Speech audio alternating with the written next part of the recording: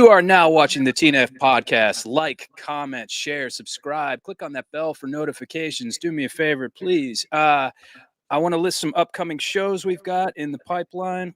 We've got Tony Erba from Face Value, Nine Shocks Terror, the Gordon Soley Motherfuckers. That's going to be on the 15th, which is a Sunday at 5 p.m. Eastern Time. Kevin Roddy, my good friend, he's going to be rejoining us. That's going to be, he was in Lorraine Drive, Society's Finest. This runs through.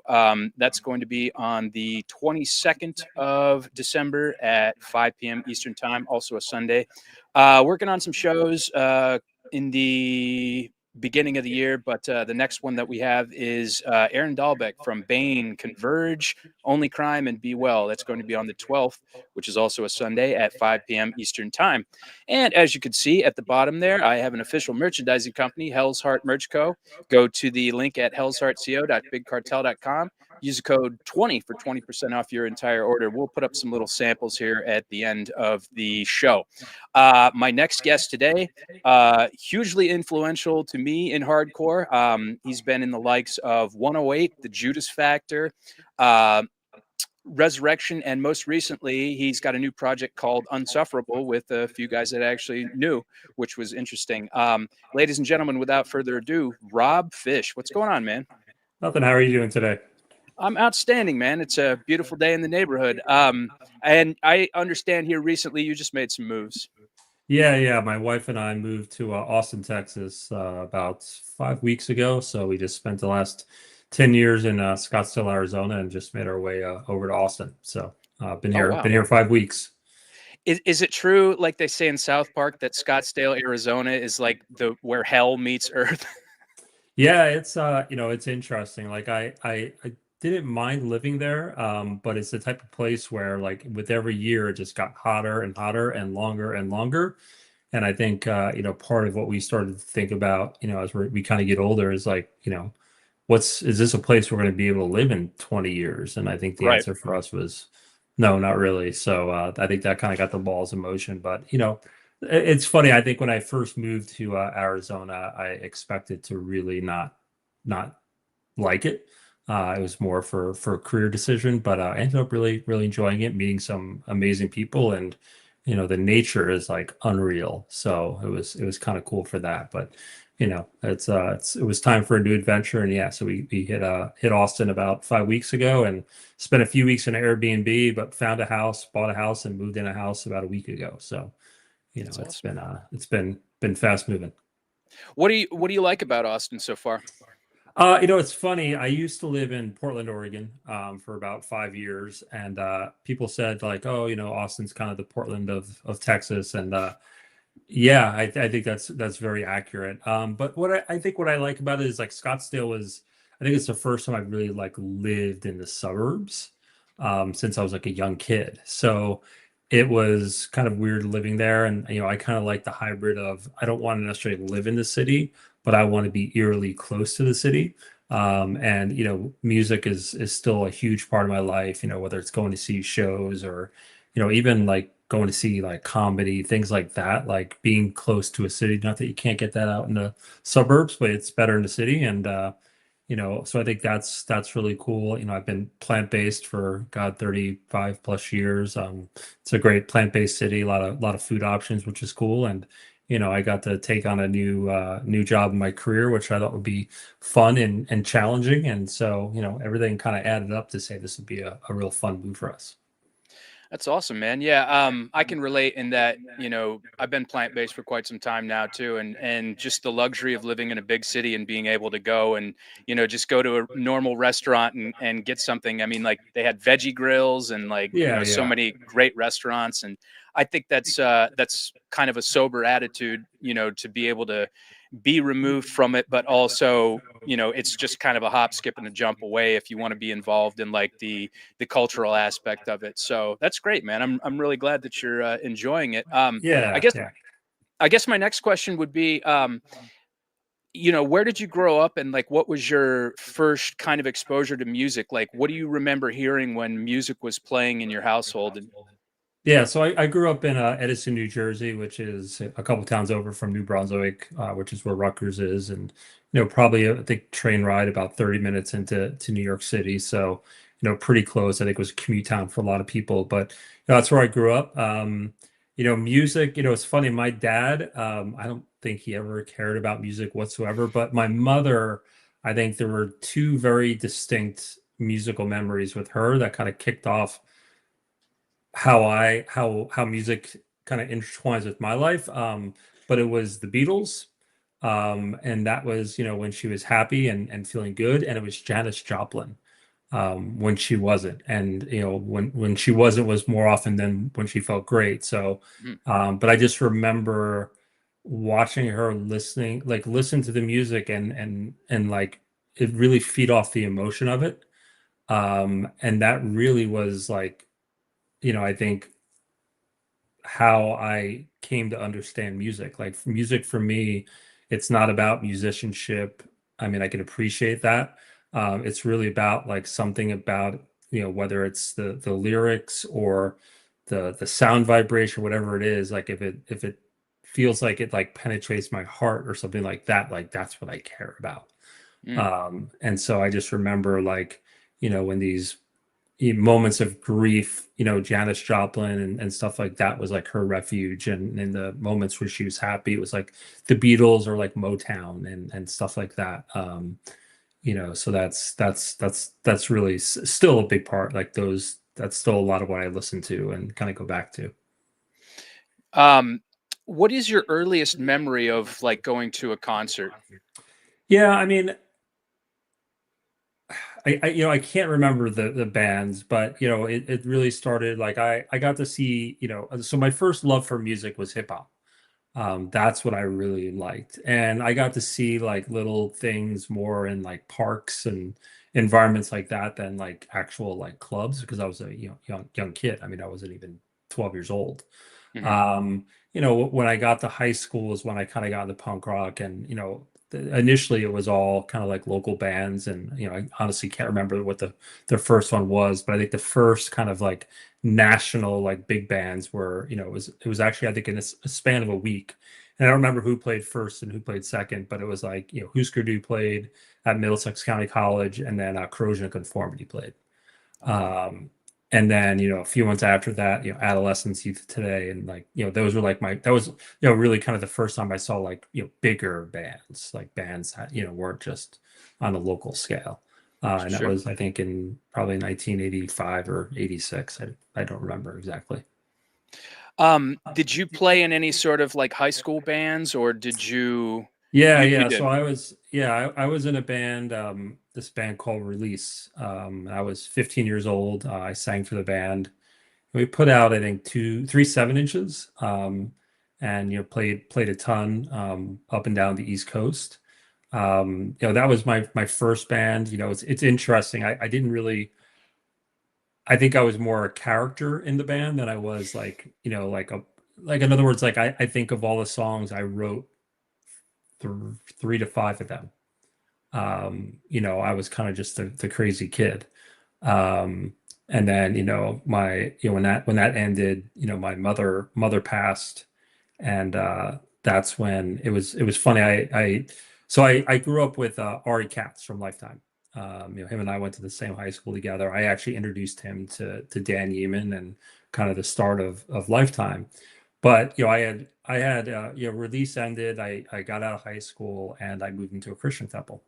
I was just in a really rough transitional period of my life, and I was there for probably 7 or 8 months when my mother passed away, and she had been sick for quite some time. And when she passed away, I went home and I lived with my dad, for probably about a year and a half or so. But during that time, Ari and I were hanging out a lot. Dan Yeaman, now they were starting Lifetime. I don't think they had even played shows yet, or maybe they had played a couple. But that first band release, a 7 inch had come out. Again, we had been broken up, but this record had gotten released, and I got my first copy, and I didn't have a record player, so I went over to Ari's, and we sat down and listened to it. And him and Dan Yeaman were like, "Hey, we you need to do a band." And it was, I think it appeared in my life where like I had a lot to get off my chest. So, unlike my first band, it was one that I could write quite a bit to. And so, they kind of booked time in a studio. We hit up Chris Zuzai, who later played in Floor Punch and played in the Judas Factor with me and Resurrection, but he was also in Release. So I hit him up and he came out and we wrote a song together, recorded it, and went on some comp. But then, I actually, started as a band first with Ari and Dan from Lifetime, and then after we recorded our 7-inch, they kind of parted ways just to focus on Lifetime, and I did Resurrection. So you said that you moved into the Krishna temple. What kind of attracted you to the philosophy, and what was your first exposure to it? Was it through books or was it through Yeah, music? yeah. So I think I'll preface to say that I had a fairly emotionally tough childhood. I had two parents who loved me, but I had a mother who had a lot of, physical illness, but I think also to some degree mental illness.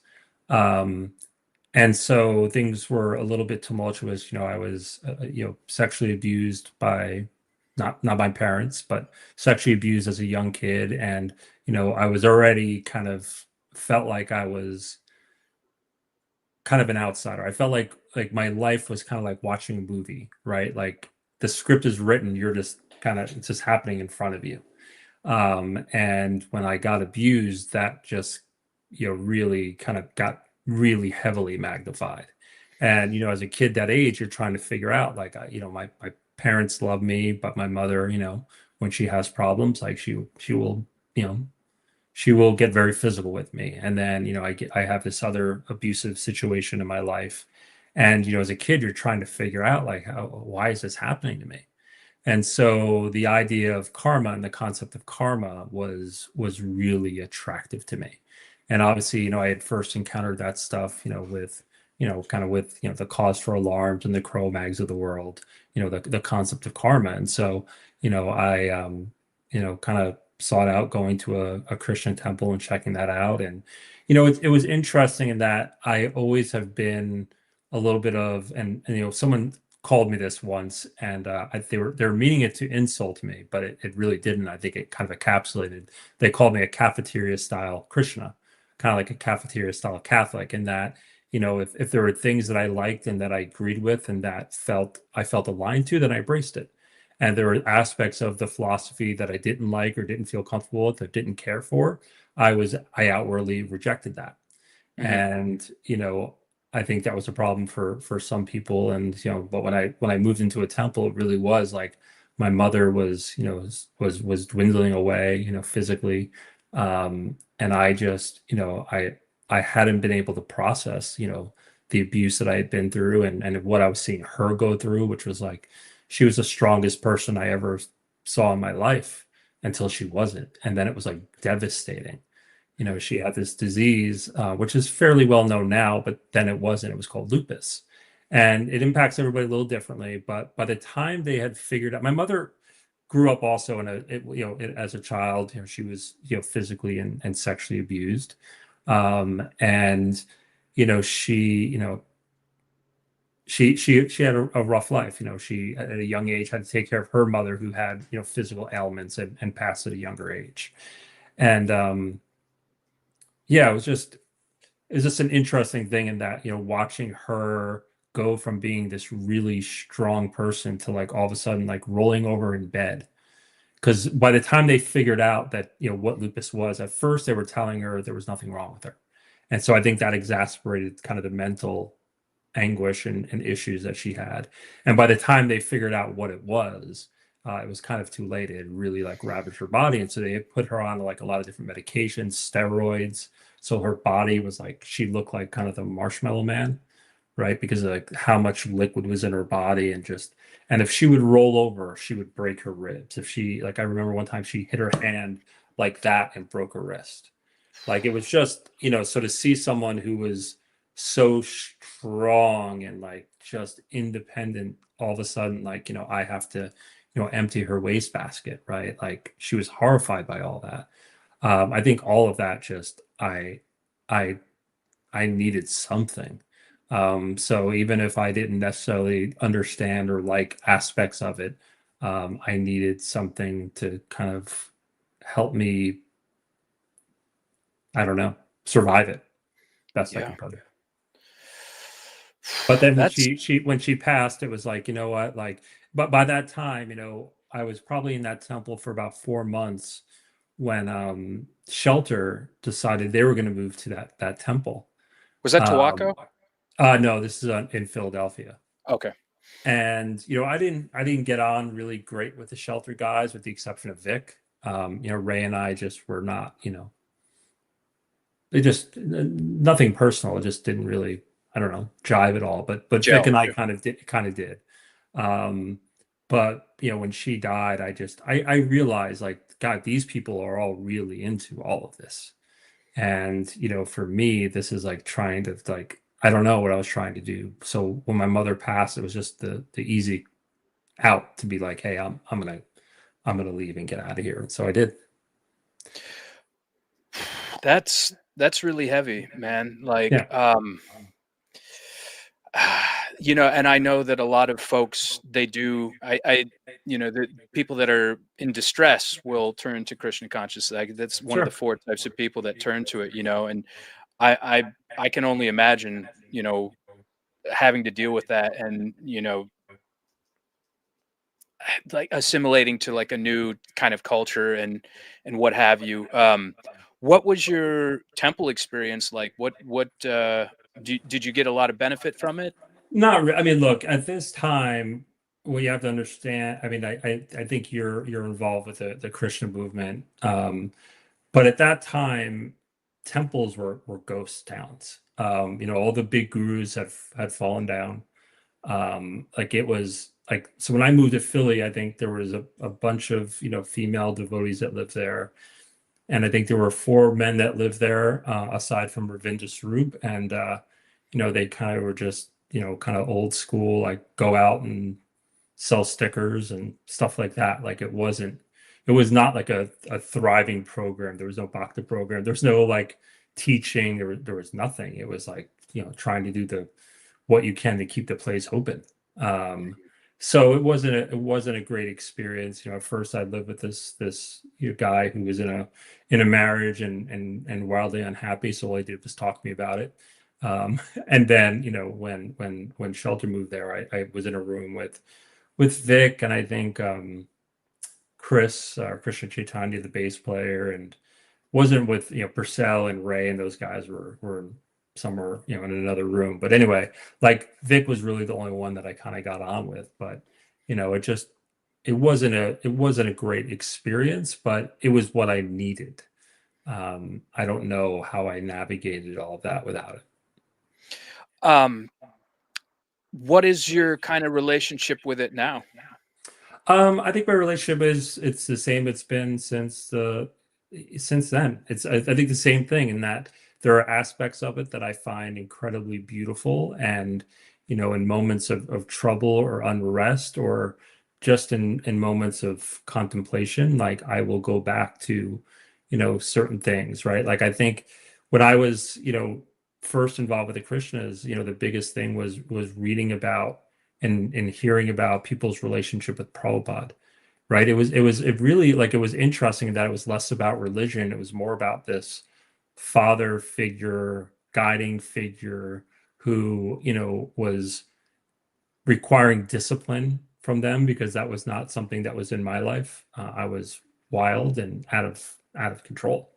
Um, and the idea of, like, being selfless, of doing something for others, really, even if I didn't know how to practice that, something about it was incredibly, like, inspirational to me, right? Because I think if you're in a position I was in, you look in the mirror and you hate yourself, and you feel scared of the world around you. And so the idea that you could find a way to kind of lose yourself in serving others, I think was really attractive to me. But more in hearing about how the relationship between Prabhupada and his disciples was, than reading about Krishna and the cowherd boys, if you will, if Yeah. that makes sense. Yeah. It really was, I think, seeking an idea of community and having, and again, my parents loved me. Like, I have no doubt about it. My father loved me, never laid a hand on me. My mother, a little bit different, but she loved me. But she had problems, and that's how she grew up. And so it just gets kind of passed on. But I don't think I ever felt like they were going to protect me. And not because they didn't want to, but because they didn't know how to. And the stories of Prabhupada and his disciples was a lot about, helping guide them. And something about that really just attracted me and kind of, I don't know, something I aspired to. I Mhm. aspired to have that relationship with others, as someone who wouldn't be taken advantage of, but also hopefully be able to do things for other people, because I hated myself. And Mhm. so when you hate yourself, you try to find ways to not hate yourself. And so the idea that I could do something helpful for others was really attractive, even though I had no idea what that meant and I was incapable of doing it. But I was attracted to it, and it led me on the path I am now. So I go back to those same things. I like to hear kirtan. I like, certain times to I'll open up a book and read about, Radha and Krishna and their relationship. I have a strong attraction to Radha and everything around her as a person and relationship with Krishna. So like things like that, I'm attracted to. But all the other, everything else, like if it doesn't sing to me, I don't try to dance, if that makes sense. Yeah, absolutely. So yeah. Yeah, I'm much similar in that a cafeteria Krishna. Yeah, Yeah. that's a great term. It's interesting that you brought up Dan Yemen because I remember when I was staying in the temple in Gainesville, I just I was a brahmachari at the time, just needed to get out of there just because I was losing my mind around some of the like quote unquote fanatical devotees, and I wasn't like above that or anything. I definitely was kind of like full bore into it, lockstep, whatever. But I just remember a day they were having the fest in Gainesville, and Paint It Black played, Yeah. and I went and caught him, and some of the devotees the next day gave me grief. They were like, oh, how was the punk festival and stuff like that?" And I was like, "It was awesome," and it was just kind of highlighted some of the like I said, the over the top fanaticism of it all, and I think that kind of turns people off a lot of times. Yeah, I mean, look, you know, it's a complicated thing, right? I think for those that live in an ashram, there should be a setting that is, I guess, core, kind of like living in a monastery. So there's a part of me that appreciates that. Um, I think, and I think it's changed quite a bit, but I think it was always back then. It was like, well, you either put on saffron and do this, or you get married and do that. Yeah. And again, as someone who is seeking a place in this world, trying to find some type of shelter, um, I kind of fell into that to a degree. But again, there were just always things that I just was never going to see to. Yeah. I was always going to feel differently about, whether it was, about sexuality or a woman's right to her body, or, people, being able to love and have relationships with someone regardless of gender, things like that. Like, those were always non-negotiables for me. And I remember, like, when 108 first kind of came around, the idea of me doing it, it was Vic and I having that discussion to say, look, these are things that I just will never ever like seed on. And he Mhm. was like, I feel the same way. So, like, let's do this, right? Like, let's focus on the shit we agree on and that we like. And again, we weren't trying to be, shelter, weren't, trying to bring devotees to the shows. Like, we didn't do that. Not that we thought there was anything wrong with that, but that wasn't our mood, our Bob. Like, I think for Yeah. us, and again, I'm not saying this isn't how maybe Ray or Purcell or those guys took to it, but it really was about, like, it was about trying to figure ourselves out. Like, I didn't feel like I had an answer to give somebody. I was navigating it. When I was singing a song like Woman, I wasn't singing it looking at the crowd being like you. I was singing it thinking about me.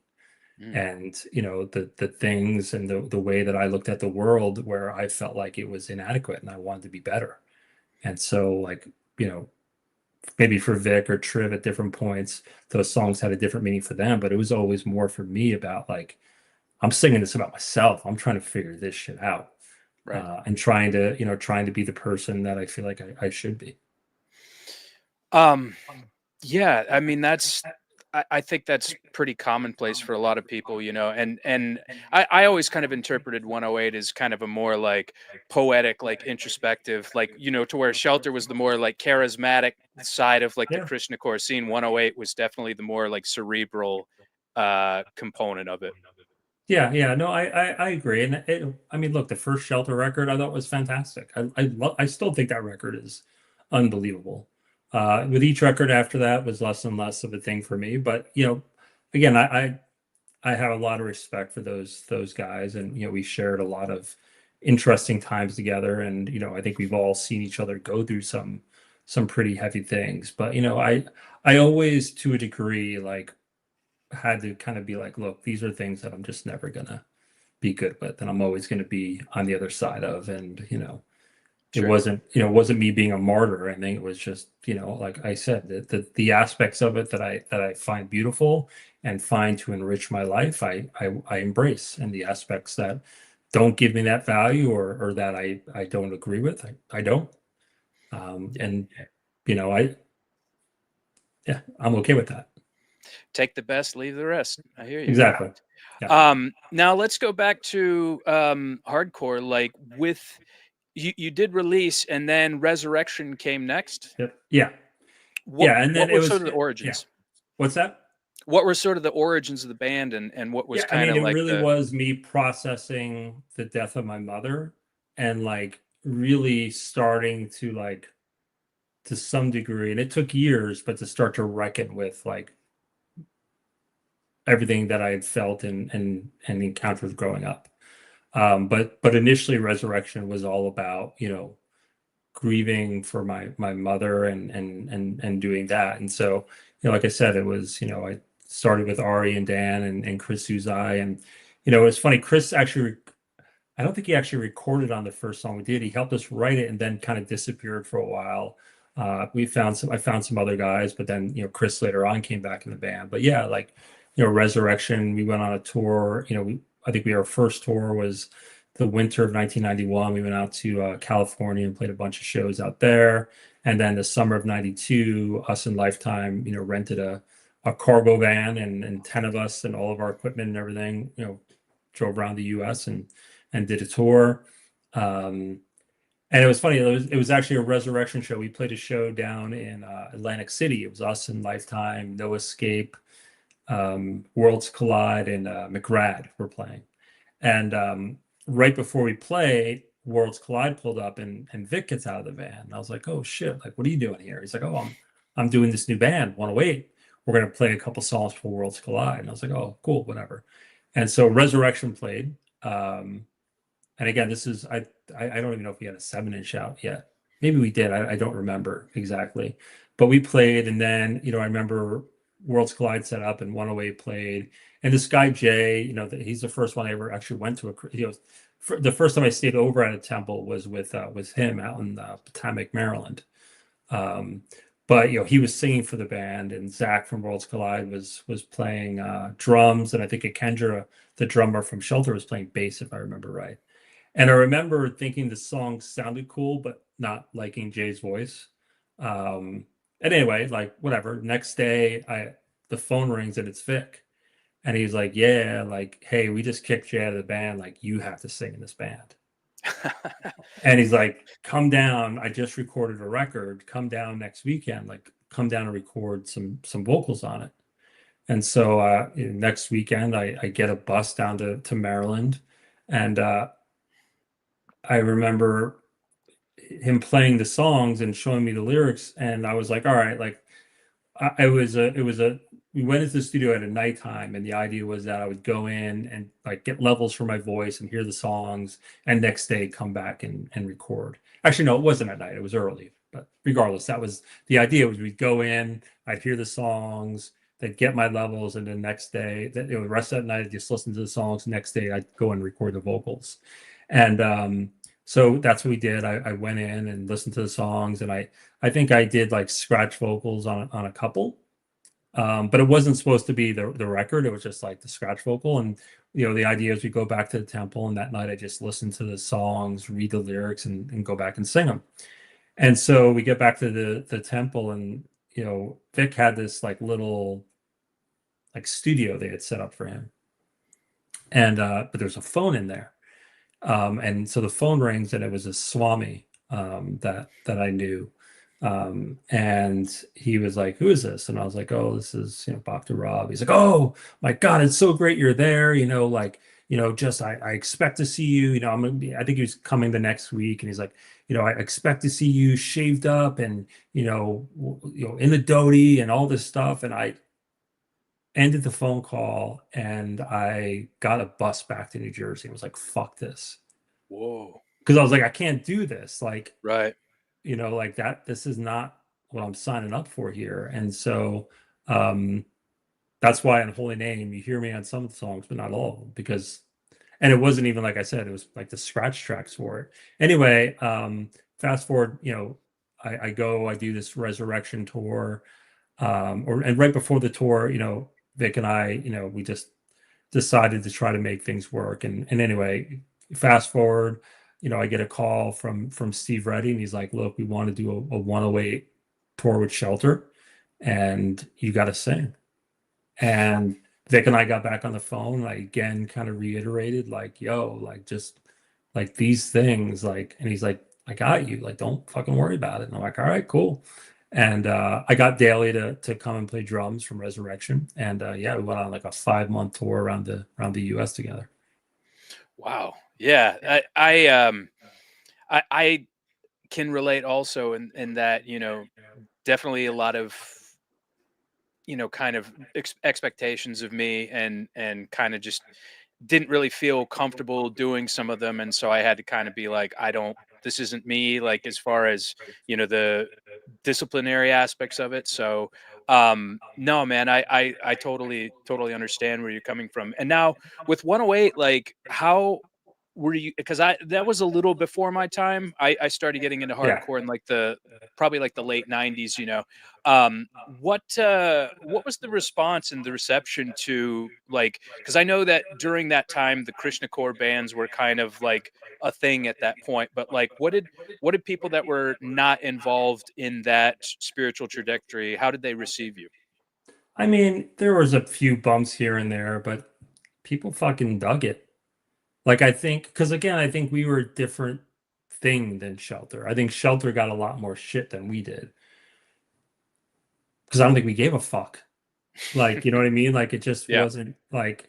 But I think also just the fact that we were, we were coming at it from a very different angle. I think just Shelter was a bigger band, it still is a bigger band, but I think we rubbed people a different way. And, I mean, I remember on that tour, playing with, kind of the bands that everybody would ascribe to being like, I remember like we played a show, I want to say it was like Boulder, Colorado, and another band, Not for the Lack of Trying, was playing. Great fucking band. They were an Ebullition band.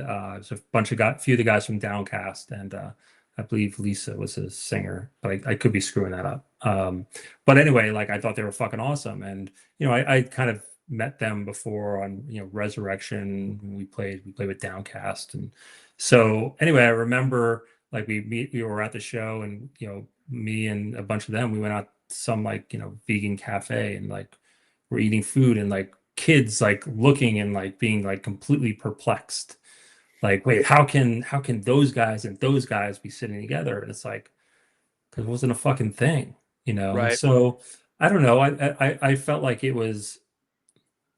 I felt like we were very well received, but for me, like, I was in a really, really bad spot during my time in 108. Like, I was mentally, breaking down, I think a little bit more, and just, had a lot of thoughts of ending my life, and just really like struggling. And 108 was a way to kind of help navigate it, but there were a few times where it almost wasn't enough.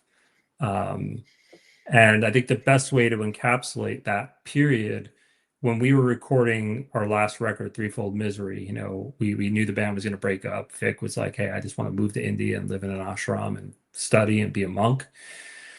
And so you know, booked time and went up to record Threefold Misery. And we got Matt Cross from Orange 9mm to play drums. And, you know, we had basically 2.5 days to do the record. And so we got up there, we had a day booked to just do drums. And we got through it really fucking fast, like 1 or 2 takes. Wow. On every song. And so at the end, we're all like, well, God, we still have like all this time today. So we decided to each pick a song because we just figured we'd never do bands again.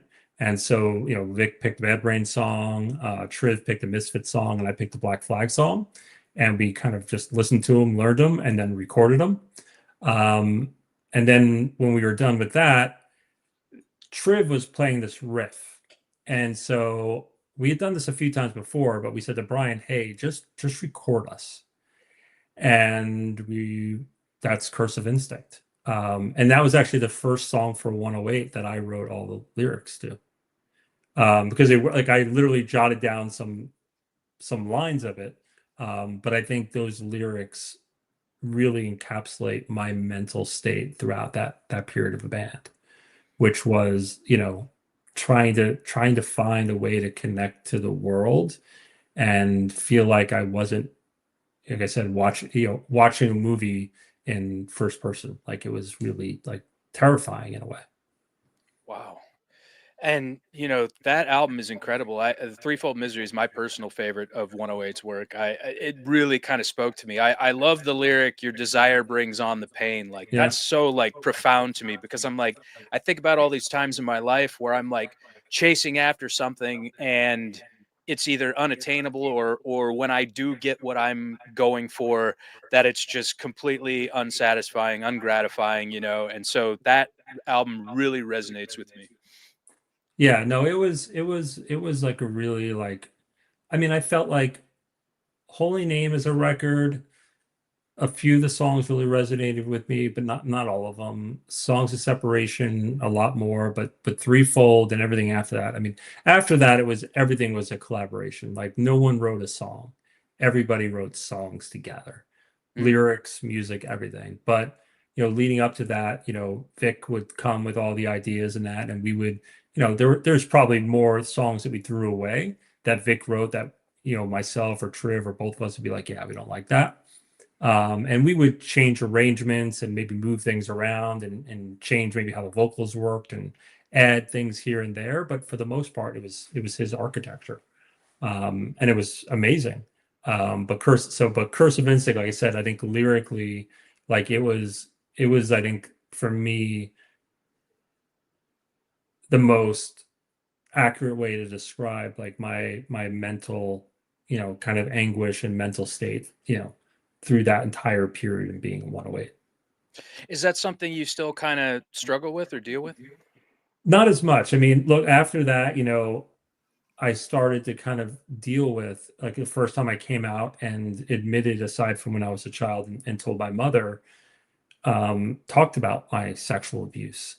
Um, and you know, the record that is kind of my Curse of Instinct, if you will, is the Judas Factor Battles in Blue China. I mean, that was, you know, that is like a biographical accounting of my life to that point. It really like that was everything. Curse of Instinct gave me the courage to kind of start that. Battles in Blue China was, you know, kind of open heart surgery, if you will. Like I literally, and that's why that had to end. And we will never, you never see us again because I love those songs. Playing them would hurt. I could never do it again.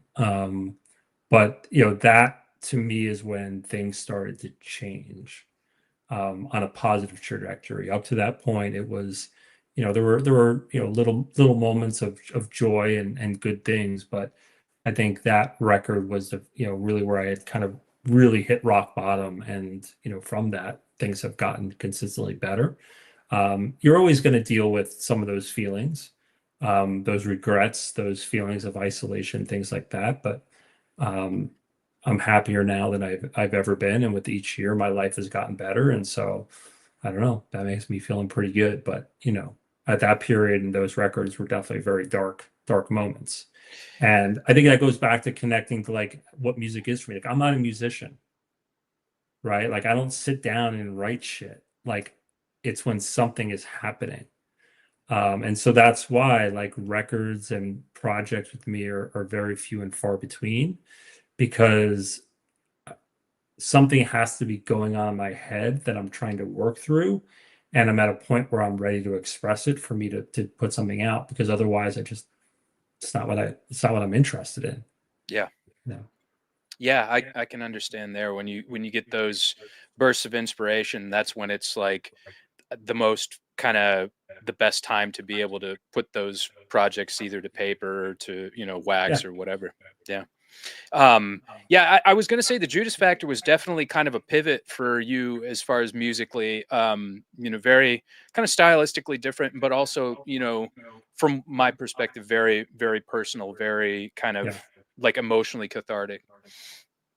Yeah. No, it was. I mean, again, like I had to do a podcast about that record, probably last year sometime. And, right before it, I listened to the whole record and it like kind of fucked me up.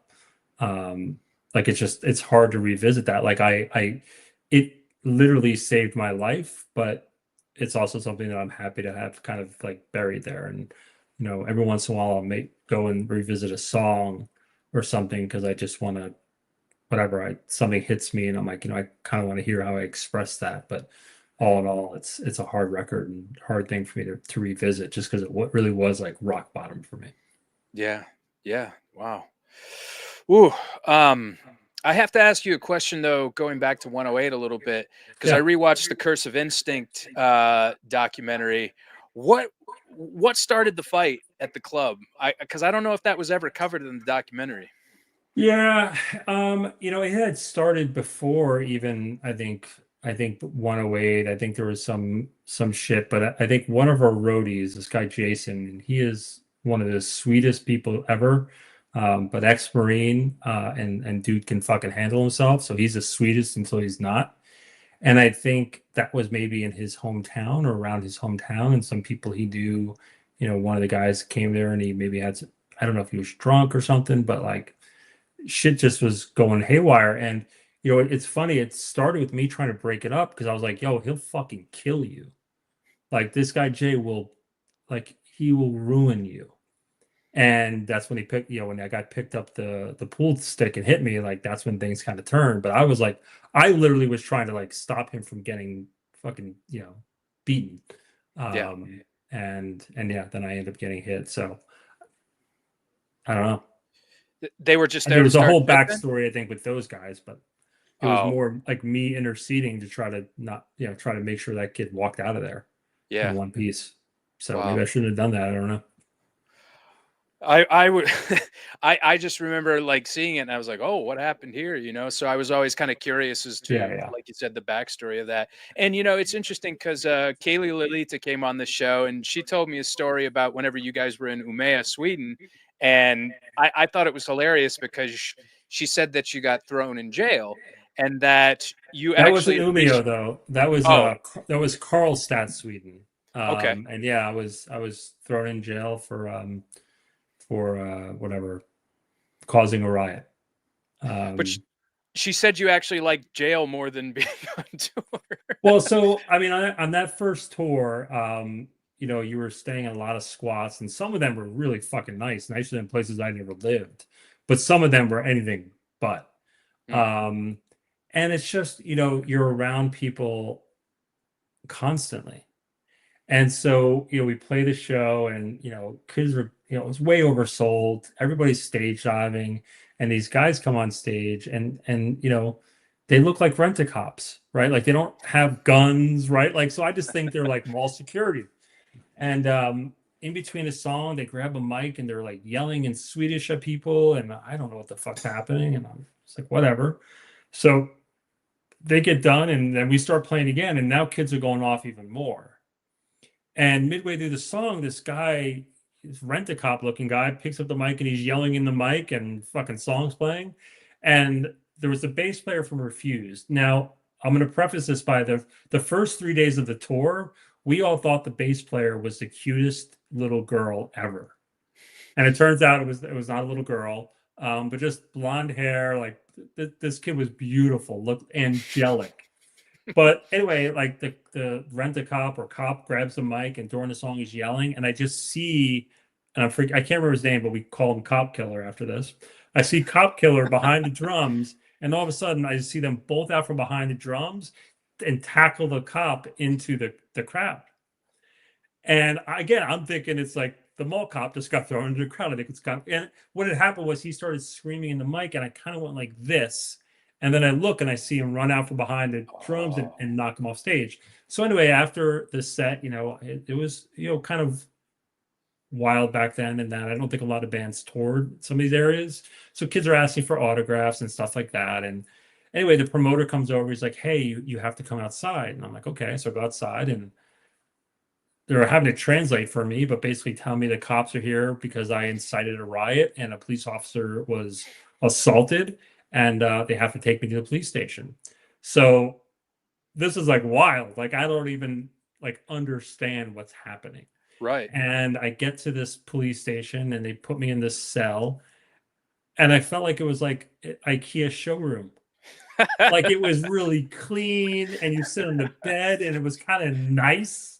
Yeah. And it had a little toilet area that they had a little privacy thing on it. And I was like, I mean, fuck, I got to stay the night. Like, that's not so bad. And I remember they pulled me in a room, and, they talked to me, and they're having to translate. They had to get someone there to translate. And they kind of explained to me. I just said, look, like, I didn't know that guy was a cop. I didn't know who the hell he was. And I didn't tell anybody to do anything. I don't even, like, I didn't even know I went like this. Like, I literally didn't know. Mm-hmm. And anyway, earlier in that day, two different like TV stations had come down and interviewed us, because again, I think at that time in Karlstad, Sweden, I don't think a lot of bands from America would speak of like Hare Krishnas like were showing up, right? So it's just a novelty. And I guess one of them had recorded the show, and so the promoter got them to basically give a tape over that showed that I really didn't do anything aside from go from this, because I remember they showed me the video, and I was like, I wasn't a signal to anybody. I was Right. going like this. I'm like, what is this dude grabbing the mic for? Right. And so they took a photocopy of my driver's license, and anyway, yeah. And then all of a sudden they're like, okay, you're free to go. And I remember coming out, and it was Steve and whoever, I can't remember who, some other person from the tour, I think the promoter, and then maybe our driver. And I remember just being like, fucking assholes, couldn't wait till tomorrow. They're like, what do you mean? I'm like, dude, it was like the nicest goddamn room I would have stayed in like months. So, but yeah, it was a wild, wild tour, and it was, man. it was fun. That's hilarious. But yeah, great. I could always pull that story out if I ever need it. Like, hey, I got arrested for inciting a riot in Karlstad, Sweden. That's glorious, man. That's hilarious. And I remember whenever 108 came back with a new beat from A Dead Heart, which man, I love the recording quality on that. I think it's so punchy, and it's so like, I love Triv's bass in there. Like, I just think it slaps really hard. I think it's amazing. So what was kind of the impetus to do those records again after having been dormant for so long? Yeah, so we got asked to play Hellfest one year, and before that, anytime people came up with reunions, I was like, no, I don't want to do a reunion. Like, if we're not doing new shit, like, I'm not doing a reunion. Mm-hmm. But for whatever reason, like the Hellfest thing, I was involved with this thing called it was like a school in India that basically you help pay the tuition for kids to go to school. And so when they asked us to play a show, I said to Vic and Triv, like, I'll do it if we donate all the money. Right? Like, I don't want money from this shit. Like, so if we can donate it, like, I'm cool with that. And so like, yeah, let's do it. So we got together and practiced, and just in practicing, it was just like, God, I like love these guys. And like, just like, it kind of felt like that story wasn't over, right? Like, again, 108 wasn't a philosophical band. It was more of like the personal journey through philosophy. And now we were all at a stage where things were very different. I had left ISKCON. I had gotten initiated in a traditional group, if you will. Vic was way out of it. Triv was still kind of in the periphery, and but we had all like that period of our lives, although very different than before, it still was like this very bedrock kind of part of our lives. So after we played the show, that show ended up not happening. We ended up playing two sets, one of our own, and then one with Lifetime, because the show fell apart like the day of. Something happened. Like I don't even know what happened. And we just said, hey, like Vic. So I lived in Stockton, California, which is Northern California. Vic lived in LA. Triv was in Boston, but his mother lived in Northern California. So he's like, well, I'm going to come out to see my mom, but we should all like get together and play together. And Vic actually had a studio in LA. So, I went, picked up Triv, after Christmas. We drove down to Vic's place and we just wrote a bunch of songs. And we kind of I just said, look, like if we're going to write songs and put out shit, like I'm into it. But like, it's got to be true to who we are now, right? And it's got to be kind of all about that kind of contrast between then and now, philosophy and real life and all these things. And that's kind of how it happened.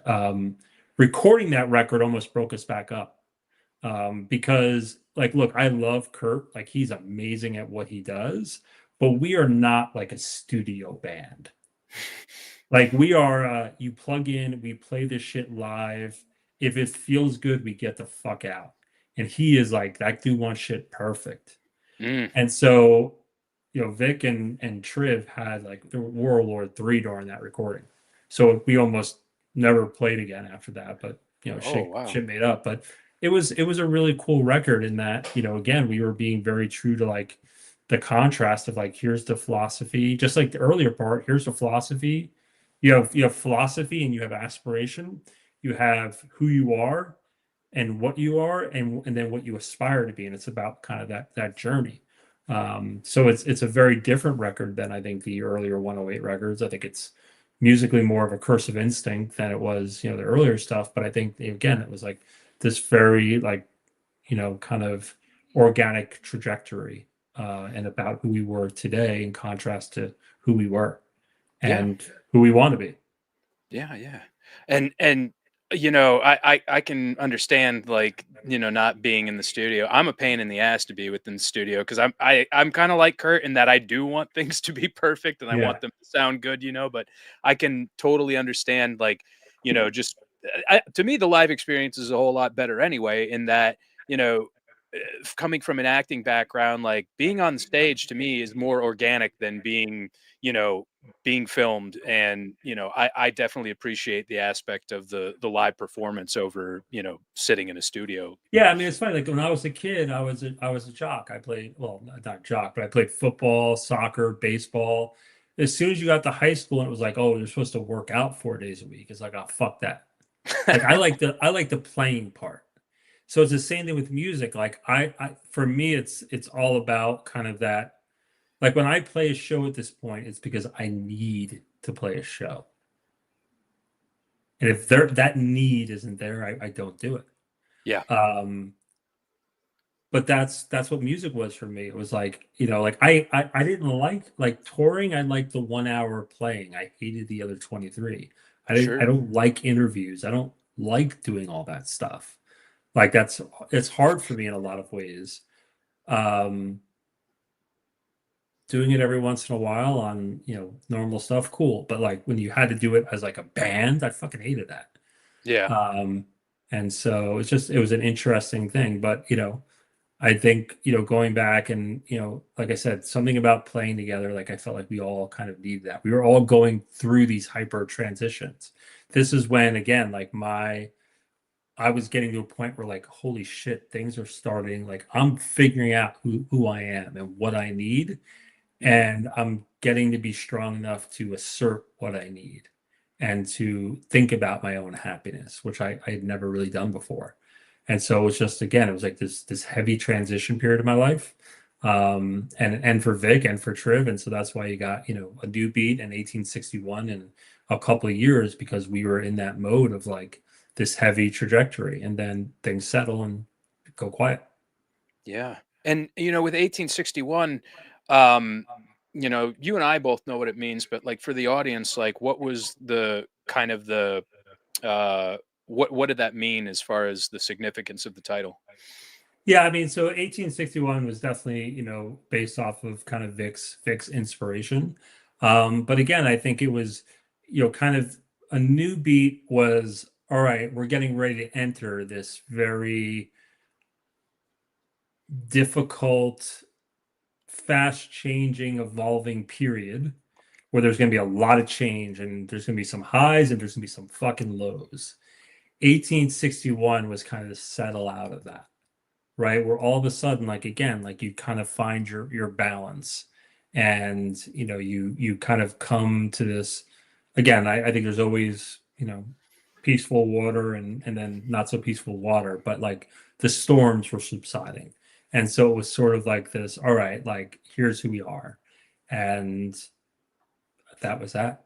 I think once like and that record, it's funny, even that record, it was supposed to be a 3-song EP. We booked a studio. We were there for Friday, Saturday, and Sunday. Hmm. I flew in on Friday. We set up drums, played that morning. We ended up just recording a bunch of other stuff. It was not supposed to be a record. It was supposed to be a 3-song 7-inch. Wow. Um, some of the songs weren't even written when we got into the studio. It was just playing around between takes and being like, "Oh, this is a song. Let's record it." So yeah, like it was kind of a wild thing, but that was more like 108 style. But it was almost got fucked up. It was an analog, completely analog, all on tape. I recorded the vocals all in one day. So we did Friday night, all day Saturday, and then we woke up on Sunday, and they broke the news to me that there was a problem with the vocal tracks. Oh no. Something happened with the equipment itself, and I had to re-record all of them. So I don't know that it came out as good the second time around as the first time around, Yeah. but like that was more of like what 108 is, which is like a live experience. Like that shit was live with like an Yeah. overdub guitar. That's it. Yeah. Like we're not, the more time you make us kind of hone our craft, things like that, like that's not us as a combined group. It's going to be imperfect, and that's usually what makes it good to a degree. It's definitely a dirtier record, and I mean that in the best possible way, in that it's like it definitely kind of harkens back to more of like hardcore records of yore, and that it's way more analog than it is digital. Yeah, I mean, I think it was maybe it was 24 track. I don't even know if it was 24 track studio. Like it was all analog. Like I said, it was a few punches. My voice got a little worn out because I sang the night before. I did the whole record and then like re-singing it all over again. Oh no. Um, so yeah, like I never lose my voice, so that wasn't a big deal. But I don't think it had maybe the same energy or rawness to it. But I think even with that, it was kind of like we kind of knew like, yeah, that's probably going to be it for us. Because again, like I think it's 108 is about those transition periods a lot of Yeah. times. Yeah, definitely. And I was lucky enough to catch you guys at Union in Los Angeles, which was awesome. The only time I've got to see you guys Okay. live. Do you think that, I mean, I know you say that it's kind of like in transitionary phases, and I know you guys played here some recently, but do you think there's any more plans to play again in the future? We don't worry about that. Like if the time comes and we're all like, hey, let's play. Like I will say the last set of shows were interesting. We did 3 shows with Judge. Musically, I don't think they were our best shows in any way, shape, or form. I just feel like we were just something was disconnect. There was a disconnect for us. I don't know what it is. Um, I mean, I think we played well enough, but was it like I didn't walk away feeling like fuck, like thank you, like I Yeah. needed that. But what was interesting was our time just hanging out with each other was like that, Yeah. which it isn't always like that. We're kind of a peculiar group in that way. But this time, like we just hung out, cooked food together, like listened to music, like just hung out. And Yeah. so I think it was, and maybe that's why the shows didn't feel as like, you know what I mean? Like Yeah. Yeah. it was too peaceful. Like that's not us. Yeah. Like there has to be combustion for it to connect. So it was probably on like a personal, like hanging out, like the most we connected. Like, usually like we're all working jobs, like in between like playing a show or doing things. This was like I was doing some stuff, but otherwise like everybody was just focused and like hanging out and present with each other. And that was really enjoyable. The shows were Brooklyn, I thought was great. Boston, I think I think the other two shows were good, but they weren't like something about it. And I think that that's what it is. Like looking back on it is like we have to be in, there has to be combustion for us to, for it to really connect for me. Sure. That kinetic energy all Yeah, colliding yeah, together. yeah. Yeah. Like there's that desperation, and if you're not in that mode in the moment, and that's the hard thing, right? We live all in different parts of the world, so it's not, you know, for us to do anything, like it takes a lot of time and a lot of planning, and so Yeah. you can be in that period when you make the plan. Then by the time you get there, things are kind of calm, and you know that's not always the best combination. Yeah. Yeah, definitely. And I mean, I definitely do have come to appreciate the aspects of the, you know, the communal, like hanging out and stuff like that. I think that if you don't have like a certain degree of that, then it's almost like, I don't know, But it it's doesn't funny, seem as 108 real, you was know? always like that. Like when we were a band touring, we didn't like Vic and I always liked each other. We didn't hang out. Like we weren't like that Mm, ever. Like, you know, we would get together, write the songs, and then be practice done the with each songs, other. and go on tour. And I would like Vic and I would rarely talk. Like but it wasn't like a negative thing, you know what I mean? Like Right, right. it wasn't like we would not talk to each other, but it wasn't like I remember like watching bands like Snapcase, and I'm like, God, man, those guys are like fucking. They just love each other. Oh, Like might be not different, right? But that was well, like no, I heard that Progression Through Unlearning, they recorded it in a shed and they were all at like each other's throats. Like they were maybe, pissed off at each other. like they just all seemed like such happy, well-adjusted guys. We were none of us were like that, and You're so not. it was a weird thing. We were always kind of like very like again we would interact of course but kind of to ourselves and Yeah. in our own shit and really deeply into it but not necessarily always connecting, but like we had these common things and like that's where the combustion was. Yeah. um so Now with you've got a new project now called Unsufferable, and I listened to your two-song demo. It seems that you're kind of like with these lyrics and whatnot, it's a little bit more politically charged. What do you think kind of about the current state of world affairs, and what do you feel like, you know, we collectively as society are doing correctly, and what do you think that we need to improve? I think the biggest thing is like I feel like everybody treats life, politics, everything like it's a fucking sports team. Right. And it's interesting living in Austin, you know, 4 years ago, Elon Musk was like a left darling, right? Like he Right. was progressive to some degree in terms of, um, diversity and inclusion and things of that nature, running a, EV company, which, obviously, has a lot of merit when you consider climate change and things of that nature. And, if you were on the left, you loved him. If you're on the right, he's a leftist bullshit. You see a Tesla car, like think about all the videos of, someone wearing like a MAGA hat, like, cutting the Tesla charging stations and like all this shit, right? And then, he kind of changed his views, and now everybody on the left is now posting the same pictures they used to post of him, coming out of a pool looking like a doughboy, and MAGA, everybody's running for the truck, and it's just like the fuck, like what is Yeah. so it's interesting. I think that there's a lot of beautiful things in the world, right? Like there's a tremendous amount of beauty.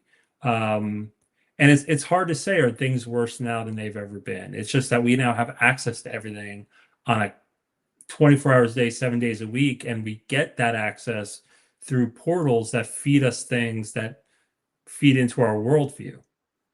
And so I go between, God, man, we're like we're like get the Titanic getting ready to hit the iceberg, Right. to maybe we're not.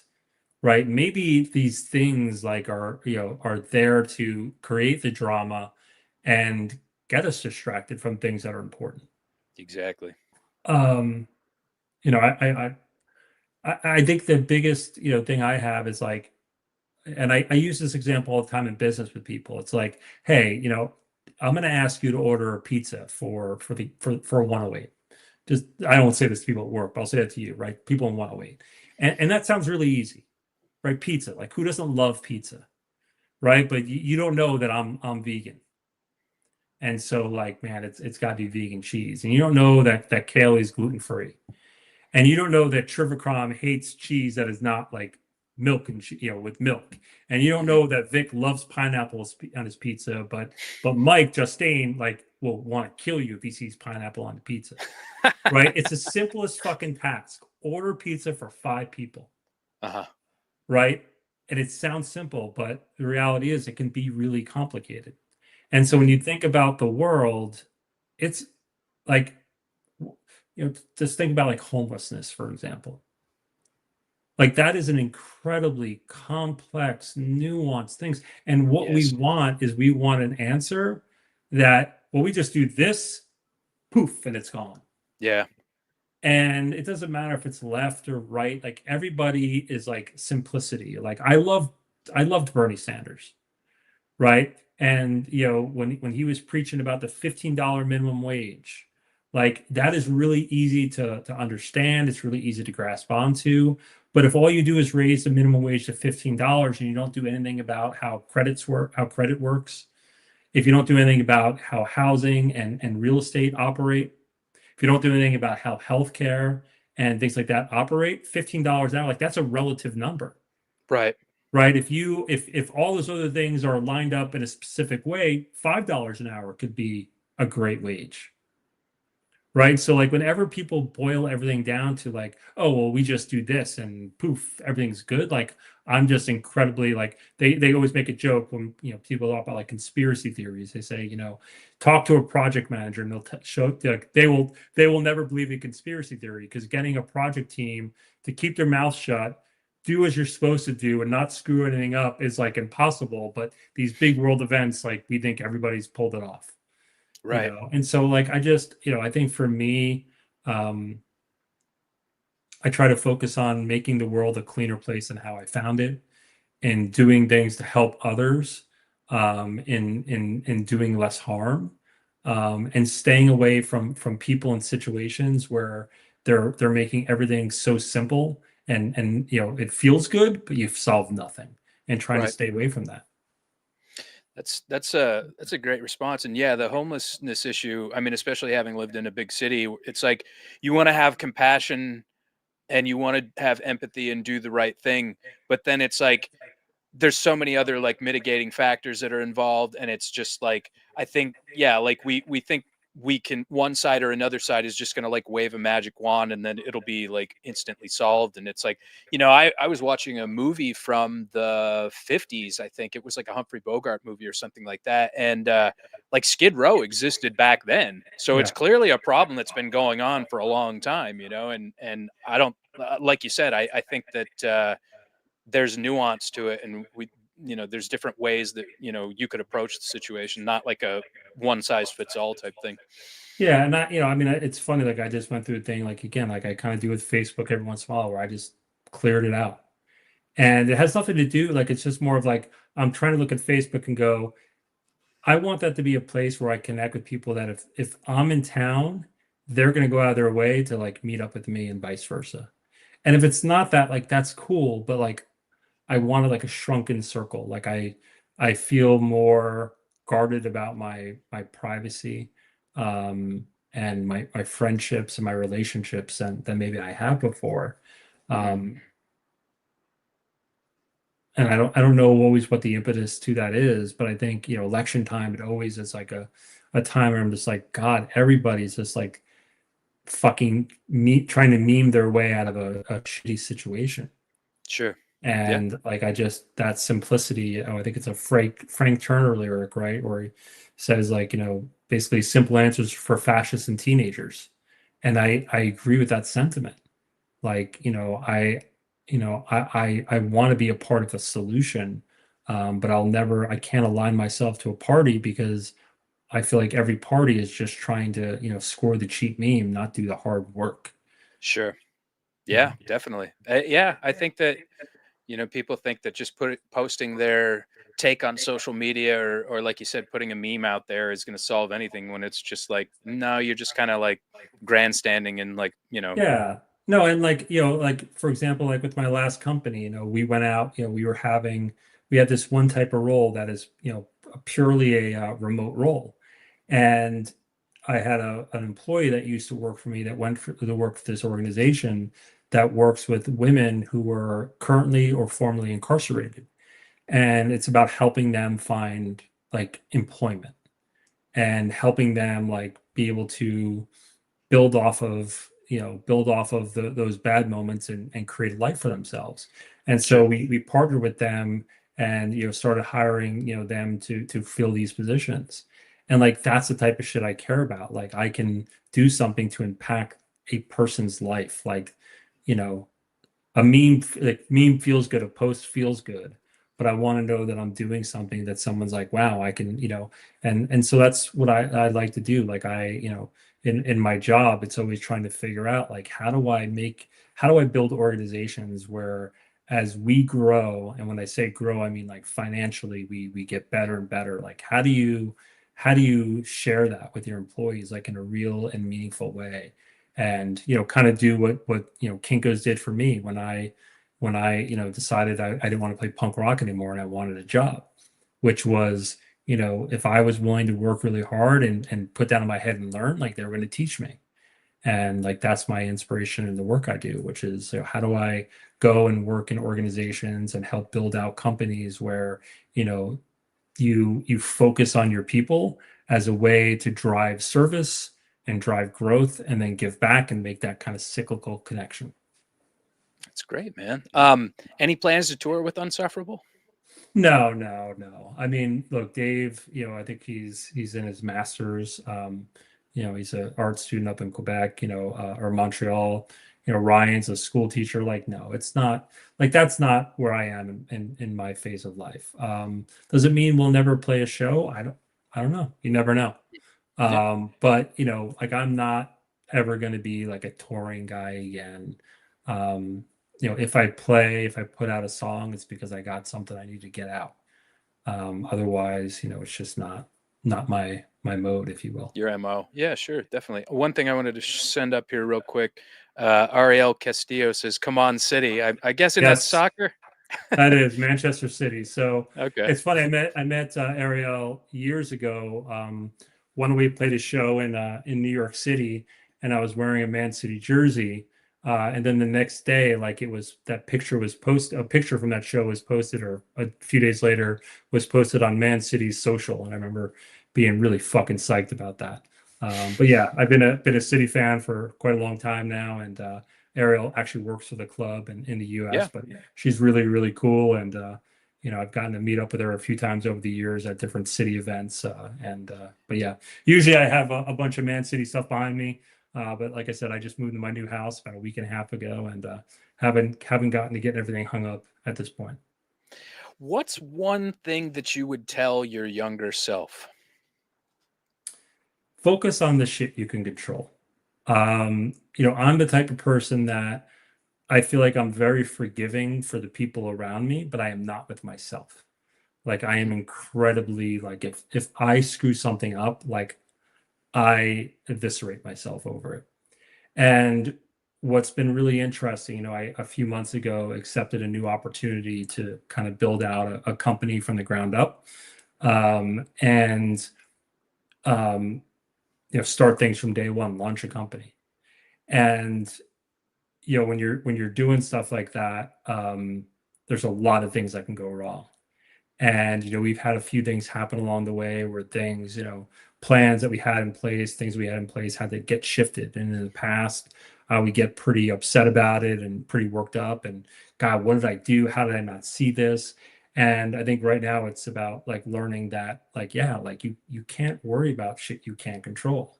Like you have to prepare, you have to think about the different likely scenarios and have game plans on how to navigate those things. But like, you're not going to be perfect.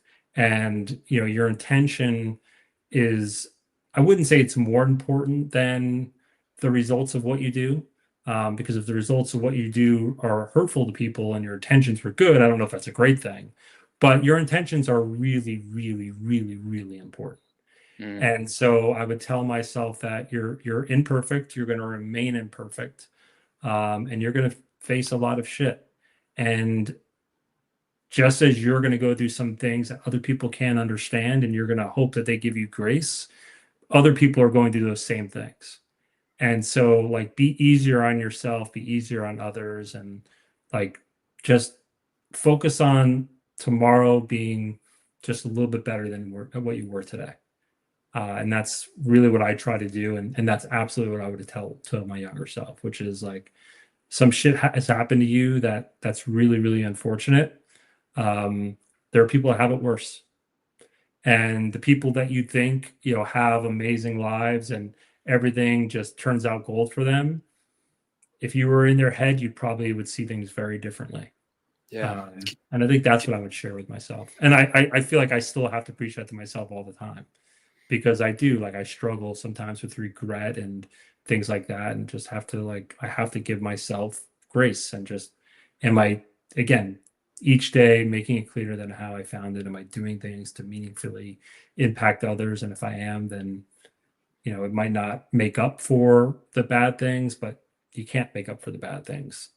You gotta just try not to keep doing bad things. That's probably a piece of advice I'd give myself too. So that's great, man. And we were talking earlier, as far as like, I come from a media background, but you mentioned that you're not like a big like TV guy, or if you're reading, it's not anything that's really outside of anything work related. So I guess my question would be, what are you listening to? Who are some bands that are up and coming? Like, who's somebody you want to plug? God, let's see. I really dig Gouge Away, Death Wish band. I saw Yeah. them a few months ago in Phoenix, and they just fucking blew me away. And I'd been listening to them for a while. It's the first time I got to catch them live. They actually played here right after I moved here, but just things were too crazy. But really like them. Soft Play, as a band, I really, really like. They used to be called Slaves. They're out of the UK. Okay. But you should check them out. Like, think they're fucking awesome. A few weeks ago, got to see Fiddlehead. Um, I love Fiddlehead. I think Okay. they're great humans, great band. It's Pat Flynn from Have Heart. Oh, okay. You should take a listen. Like, just very like emotional lyrics, very much almost like reading someone's diary, and that's the Mm. shit that I really like appreciate. Um, I still listen to a lot of Band of Horses, a lot of hip hop. Killer Mike's last album, Michael, love that album. Run the Jewels. Yeah. Been listening to some Kendrick Lamar. I think the new record's actually got some pretty goddamn good songs on it. Yeah. Drug Church. Been listening to them a little bit. Yeah, I don't know. I'm always listening to music. I mean, my wife and I think that's what we kind of do the most. A lot of times we'll just sit around and turn on, go to NPR's, small, tiny desk, That's a and just great series. just Yeah. let it play. Like, so many bands that I found, bands like Idols, like, that I probably never would have found, that I'm like, God, this is fucking great. But there's a lot of bands that maybe aren't my thing, but seeing them do it live and seeing that, like, very personal kind of stripped down version of a song, I love that. I can Yeah. not like the music at all, but something, again, about seeing people work through their emotions through music, like, that's something that I really like love. So watching, I'd probably consume that more than I do most TV shows. Although I did just get done with the Rhythm and Flow on Netflix, which is like a hip hop kind of American Idol type of show. Nice. So just got done binge watching. I think it was like 8 or 9 episodes, but mostly my wife and I will watch like the NPR Tiny Desk things like that. But we listen to ungodly amount of music every day. Just have music on in the house. real quick, what's your opinion on kind of the current state of hip hop? Which you mentioned Kendrick Lamar and Run the Jewels and whatnot, but like, do you feel like there's a lot more interesting that's going on? Yeah, I mean, look, you know, in a lot of ways, like I don't resonate with a lot of current artists, but that's because I'm fucking old and I'm in a certain stage of my life. Like, I don't Sure. know. Yeah. I'm never a person, even like with punk rock, that's like, oh, it was better back in the day. Like, it's a bunch of bullshit. Like, is it bigger now? Is it more popular? Can you see it more in popular media? Sure. But like, I'm sorry, like it's just as organic in ways than it ever has been. Um, I mean, again, like I tend to find artists through like, especially like in hip hop, like listening to features and trying to find new people to listen to. Um, I mean, look, I think in every genre of music, like there's a lot of amazing new artists. Sure. Just don't be such a schmuck and expect them to sound like what you're used to. Like, Yeah. appreciate it for what it is, and you'll probably, if you go into something trying to find what's corny about it, what's not palatable about it, like you're gonna You will. find it. Yep. But if you go into it, go like, what's unique about this? Like, what is this person trying to offer? I'm not going to say that I connect to everything. I definitely don't. But I don't know. Like, I think hip hop's as vital now as it's ever been, just as punk rock is, just as rock is. Like, it goes through, everything goes through kind of transition periods, like we were talking about with 108 earlier, right? Yeah. Everything goes through periods. I'm not like a music purist like that. Like, there are always people that are giving their hearts to something, and like even if it doesn't resonate with me, like I can appreciate that and watch it and take something away from it. That's beautiful, man. Yeah, absolutely. I'm a firm believer that there's definitely, diamonds in the rough out there, stuff that, Absolutely.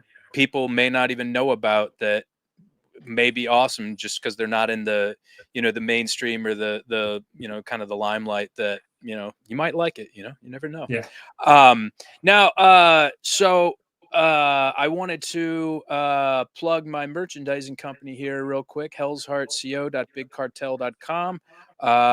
Like I said, you see on the banner there, go to the Hell's Heart CO and use code 20 for 20% off your entire order. I do movie mock shirts, so I'll throw up some of those from Steve McQueen's Bullet. We got a little Black Flag mock there. That's from Psycho 2, and there's a Scream glow in the dark, and then there's also another Scream glow in the dark. So if you like what you see, they're printed on Bella Canvas, tri-blend. They're really soft and really awesome. So check those out.